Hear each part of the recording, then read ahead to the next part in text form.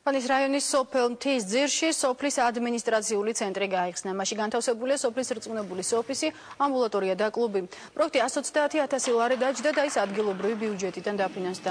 თიზერის მცხოვრებლებს დღემდე სოფლის რწმუნებულთაგან ინფორმაციის მისაღებად სხვა სოფელში უწევდათ წასვლა. მსგავსი ადმინისტრაციული ცენტრების გახსნა იმერეთის კიდევ რამდენიმე სოფელშია დაგეგმილი.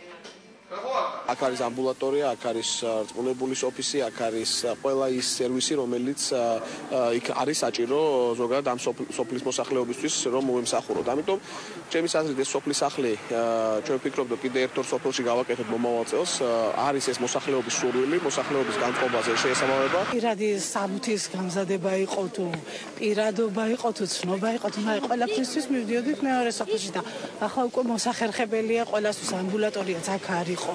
ბავშვისთვის გუშინ ახლა პირადად მე დამჭირდა და იმდენად კმაყოფილი ვიყავი, სულ არ ვიცი როგორ გამომეხატა.